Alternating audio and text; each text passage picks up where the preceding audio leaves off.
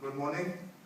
Thank you for the introduction. I'll start with a congratulations to all the organizers. I came in yesterday after a very long flight, 20 hours, and I made it a point that I go and I meet people and I saw them and I said, you've put up a brilliant show. It's amazing. And we'll start with probably a round of applause for the organizers and then we'll start off. A round of applause. I'll be starting off with talking about entrepreneurship, linking entrepreneurship to innovation, and then eventually talking about how this innovation can practically be implemented into doing something on the energy sector. When I teach back home, I'm an entrepreneurship professor there, and I talk to my students and I ask them, what is entrepreneurship? Or what does the book talk about entrepreneurship? A lot of them say, entrepreneurship is starting a business to earn profits. And that's it. Every book out there would say entrepreneurship means start a business and earn profits. Very recently, they've changed the definition now. They say entrepreneurship or entrepreneur is somebody who starts a business provided that he puts some innovation in there. It can be a totally innovative idea, or the innovation can be there in any of the business processes. So entrepreneurship is not about earning profits only. Entrepreneurship is about starting businesses and putting innovation there. So that's why we probably linked this topic with innovation today, and I've been asked to come here and talk to you. When I talk to a lot of students and I say, why do you want to become entrepreneurs? We'll just get this clear and then we move on. I ask them, why do you want to become entrepreneurs? General answers are 3 or 4. Somebody would tell me, I want to be an entrepreneur because I can't work from 9 to 5. It's very difficult. You need to understand, as entrepreneurs, as CEOs of the company, you would agree, you work 50% more than your regular employees. So don't start businesses because you want to work less than your employees. You'll work whenever your customers work. Wow. They say we want to become entrepreneurs because we want to make a lot of money, and that too very quickly. I say there are only 2 options. First one is illegal, obviously. Second one is you need to find a very rich partner. That's there are no shortcuts. If you need to earn money, you need to work hard for that. Then a lot of people say, we want to become entrepreneurs because we want to convert our hobbies into our passions. We want to do what we love. And my question to them is, so if you are a good cook and you start up a restaurant, so you'll be marketing for the restaurant, you'll be doing the HR stuff for the restaurant, you'll be doing the financials, the administration. When do you find the time to cook? You don't. And when you go back home, what do you do in your leisure time? You don't have a hobby anymore. So convert your passions into your business and not your hobbies into your business. There's a very slight difference between passions and hobby, and I'm sure most of you would understand. And the last one, they say, we want to be our own boss. We can't listen orders or take orders from someone. I was traveling to New York a couple of years back, and I took a cab, and the guy was a Pakistani too. And I asked him, he was an engineer, surprisingly, and he was running a cab. And I asked him, why do you do this? And he said, I came here 20 years back, and I realized I do not want a boss. I can't take orders. I'm my own boss here. And he was saying all of that, and I said, take a ride. You need to understand, for us entrepreneurs, for a normal employee, you would have 1 boss. If you're unlucky, 2. If you're a disaster, probably 3. For us, every customer is the boss. So you need to understand, for people who want to pursue entrepreneurship, don't do it because you want all of these. Do it because you have an idea you believe in. Do it because you think you're better than everybody else out there. Do it because you think you're innovative enough to do something with that idea which is eventually going to get you a lot of money. Talk about Steve Jobs. He was innovative. A lot of innovation, father of modern innovation. He innovated, and Apple computers today, as we talk, $508 billion. The largest company in the world. So we need to understand that with innovation, eventually money will come in. So you don't have to worry about that. So when you talk about entrepreneurs and entrepreneurship, you need to make sure you should only go into it if you think you're innovative enough and you can sustain that innovation. As we move on with what we need to talk about today, if I ask a very general question, energy, is it a necessity or is it a luxury? How many of you think it's a necessity? Almost all of us? And anybody who thinks it's a luxury? Probably no one of us, none of us.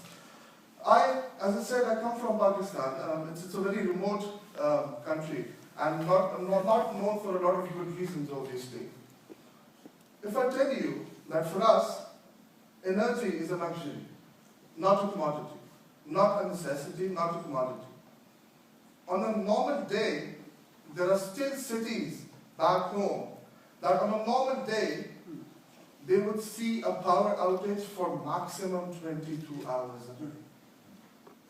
Can you imagine that? I've been lucky enough to live in a place where we don't see power outages. It's really good. But then again, there are cities back home where you see power outages for 22 hours a day.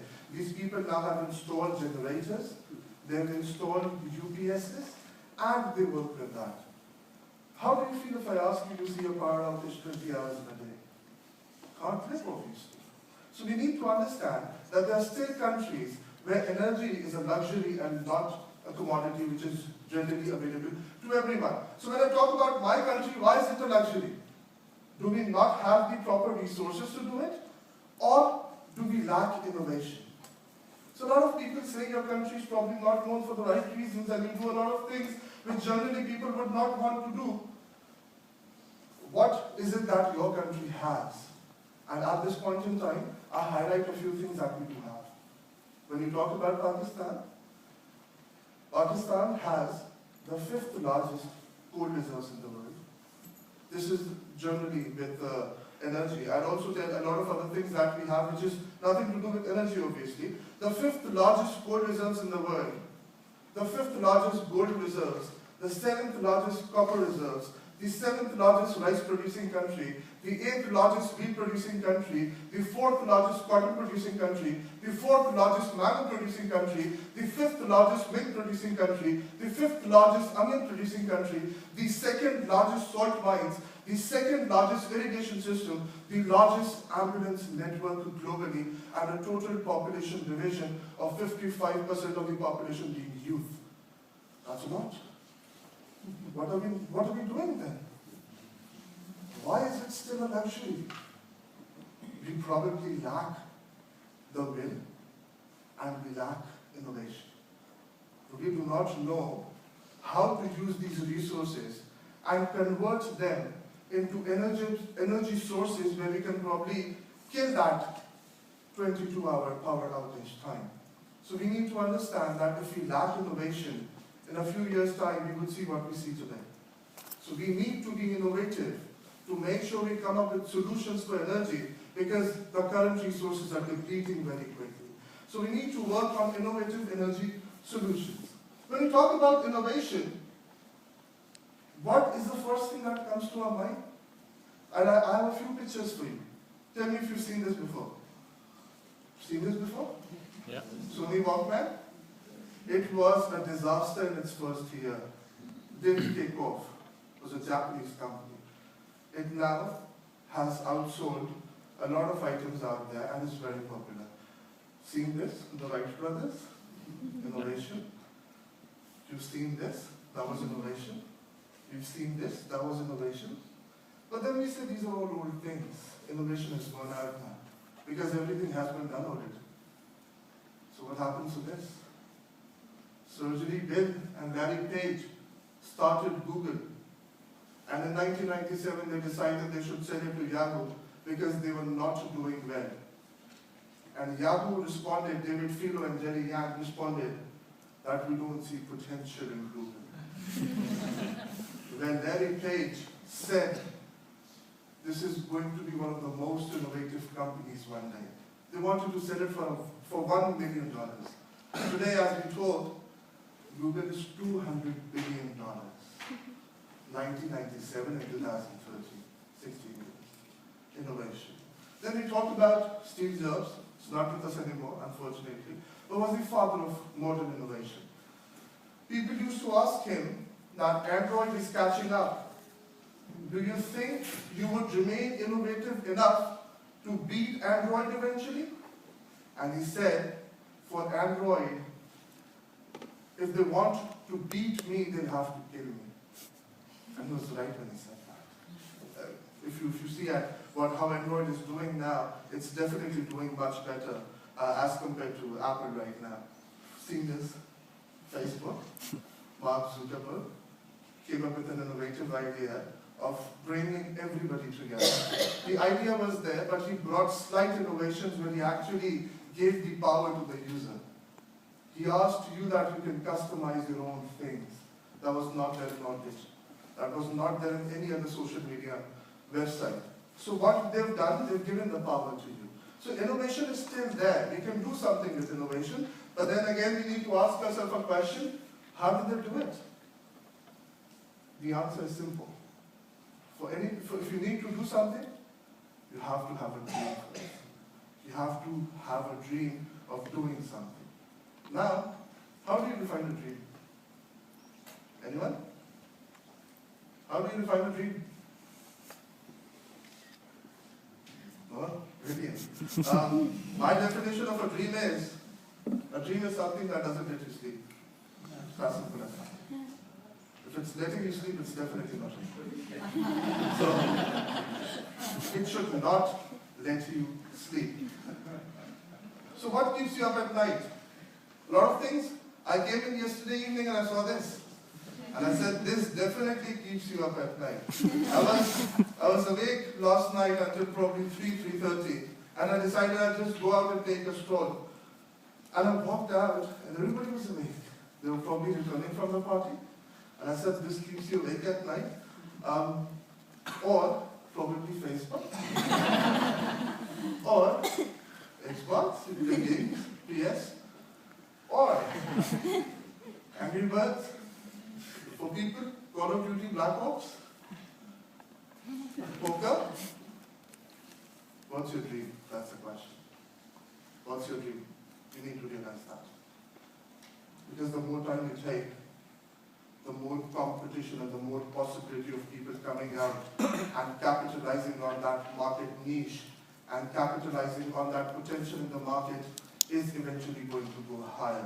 So you need to realize your dream. Do what you love and love what you do. Simple as that. You've heard about Robin Sharma? Robin Sharma is an Indian. You've heard about it. He's an Indian. I like him, I really like him for this statement. He said, if people are not laughing at your dreams at least once a week, you're aiming too low. You know, for the first time, when Colonel Sanders went out and he said he wanted to open up KFC, and people were laughing at him. They said, KFC, are you serious? Fried chicken, who's going to eat that? When the idea of internet was pitched to Bill Gates, he said, we don't need this. It doesn't have potential. When you talk about Walt Disney, they said he doesn't have potential. When you talk about Google, they said you don't have potential. People will laugh at you. They laugh at me all the time. Not for my jokes, obviously, but for my dreams that I have. When I talk to them that I would eventually want to do this, they laugh at me today. I have a couple of them. And they laugh at me. So if people are laughing at your dreams, you should be happy. You should be happy about the fact that you're going to probably make it big one day because they're laughing at you. People will laugh. This is very normal. I've seen a lot of my students actually not wanting to pursue something because they say people laugh at me for this.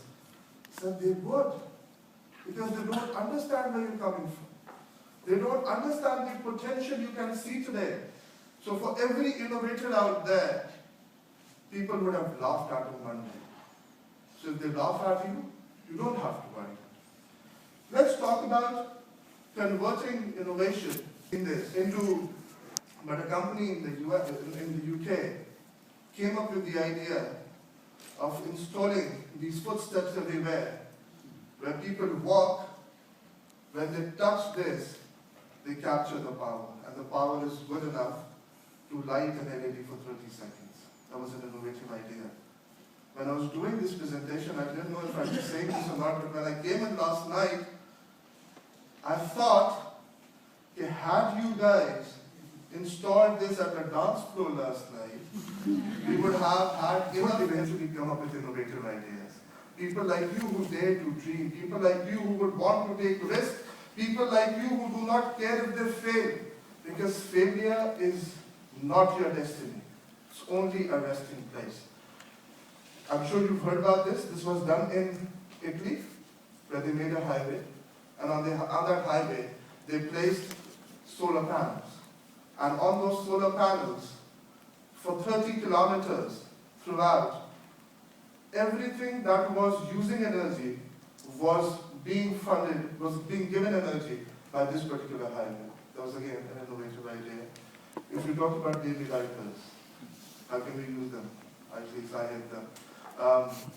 We need to understand that the fiber in the baby diapers can be converted into a mixture of gas and oil, and can be used instead of the oil that is required to fuel our energy sources. You can probably use that. That's an innovative idea. A company in Canada today is working on this. We can all probably come up with, we took a very long time to come up with the LED.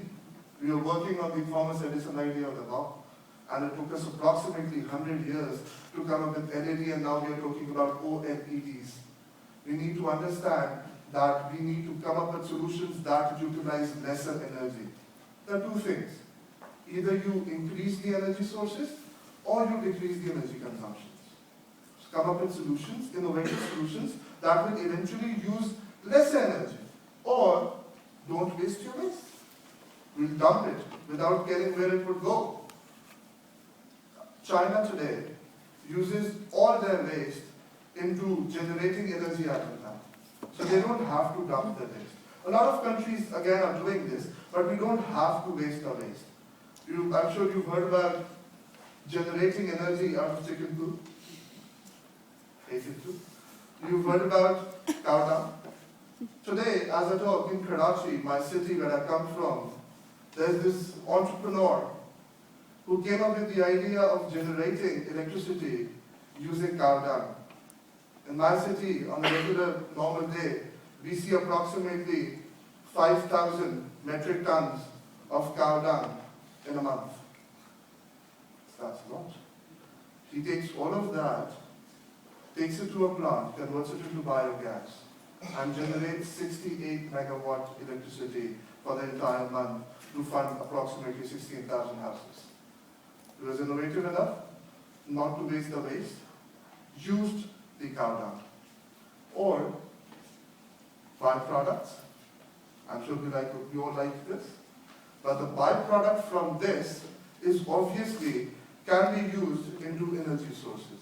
We need to understand today that innovation is probably not a small topic. Entrepreneurship, again, is not a very small topic. It's a big thing altogether. You need to be innovative enough. When I talk to people, I say, how do you define innovation altogether? And they say innovation is done by people who take risks and wild risks. I said that's incorrect. I say entrepreneurs. They say entrepreneurs are people who take wild risks. I say no. We are people who take risks and only calculated ones. I would want all of you to probably go back and think, if you have a dream, which innovative dream, which you would eventually want to convert into an idea and probably eventually set up companies, be entrepreneurs, and be technology entrepreneurs, be energy entrepreneurs, and do something about the energy crisis that we see globally. At least I am doing something back home. I'm sure things are not as worse as they are back home for you guys, but you can eventually do something and come up with solutions which are eventually going to bring in some sustainability into the energy crisis that we see today. That would be it. Thank you so much. Have a very nice day.